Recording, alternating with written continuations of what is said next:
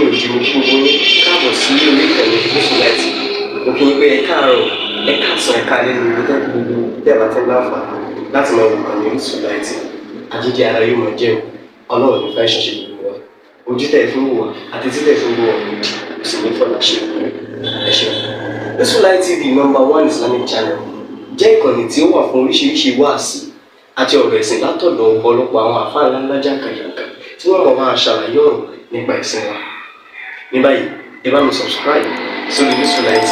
kí ẹ̀yin máa jẹ́ ọ̀pọ̀lọpọ̀ gbádùn àwọn fídíò táwọn fi síbẹ̀ lónìí ọ̀rọ̀. Ẹ bá mi like kí ẹ sì bá mi subscribe, ẹ bá mi share kí ẹ bá mi comment sórí àwọn fídíò ìṣẹ̀lẹ̀ ẹ̀ẹ́dẹ̀ẹ́dẹ̀ sí. Assalamu alaikum warahmatullahi ta'ala wabarakatuh. Ọ̀rọ̀ tí èmi àti bàbá wa ìmáàmù àgbà fún gbogbo ìlú Ògbómọ̀ṣọ́ tí wọ́n pè mí kódà bá a ṣe drop call náà mo ṣe fídíò yìí. Wọ́n ti kọ́kọ́ pè mí lọ́sàn-án so pé àwọn wo fídíò mi kan tí mo fi challenge gbogbo fans. Bọ̀ gbogbo tí ó wà ń bẹ̀ pọ́ìntì kan làwọn fẹ́ mú wá ń bẹ̀ tó jẹ́ káwọn pè mí pé mo ní pé ńgbà táwọn lọ bẹ mùdírù tán èmi wá sọ pé àwọn ò bẹ̀bẹ̀ so mo wá ṣàlàyé fún wọn pé ẹ jẹ́ kí n wá fídíò yẹn kí wọ́n bá mi wá fídíò so ó wá dalẹ̀ mo wá send fídíò yẹn sí wọn láìsẹ̀ wá kọ̀ tán nísìnyí. wọ́n làwọn ti wo fídíò yìí kò sí bá wọn ṣe sọ ń bẹ̀ mo wá ní point tèmi fẹ́ lò ẹ́ rí i pé Mudiru made mention pé lẹ́yìn ìgbà yẹn ẹ̀ tún ṣe khutuba lórí mímbàrí tẹ́ sọ báyìí so point yẹn ni pé wọ́n ní táwọn bá ti wọ alikimba yín tẹ wíláwà yín láyìn lẹ́kúnlẹ̀ fún Mudiru mo ní gbogbo orú ọ̀rọ̀ yìí náà kọ́kọ́ nídìí ẹ̀ ní social media máa ń tìyàn ni àwọn èèyàn pọ̀ tán fẹ́ máa lu èmi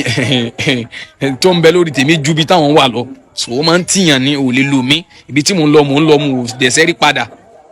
ibi tí mo ti ké náà ibi tí mo ti mú náà nìyẹn mo wá expect pé ọmọ bá bẹ̀ yẹn sọ̀tá kémi àti ẹ̀ máa wá sọ̀rọ̀ yẹn ní kókó náà so àwa ń fà lórí ọ̀rọ̀ yẹn pé bí n bá ṣe gbélẹ̀ ní káwọn ọmọ gbélẹ̀ pé ọlápá wọn ṣe rí dìmí náà làwọn fi pè mí sèmi náà wá ní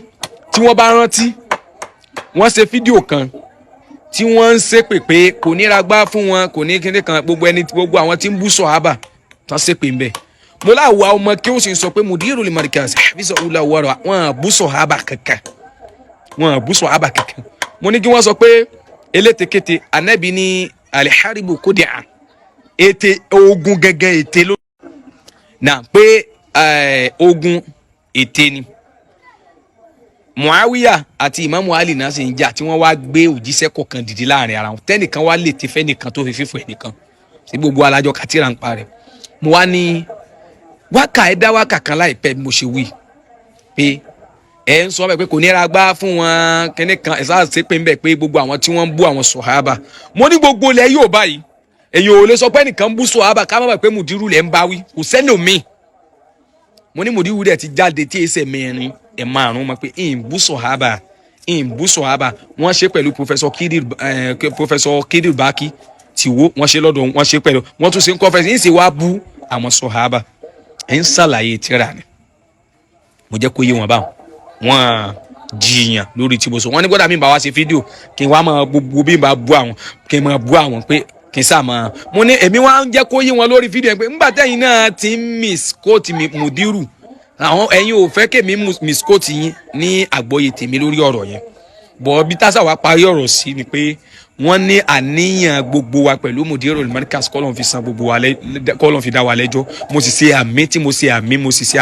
wọ́n ti sọ bẹ́ẹ̀ wọ́n ní Markaz làwọn sì lè yọ àwọn kó Markaz àwọn òkèwù mi kankan tó ju Markaz lọ àwọn òkèwù lọ́dọ̀ anybody tó ju Markaz lọ wọ́n sì ṣàdúrà pé wọ́n ṣàdúrà fún bàbá Mudiru Markaz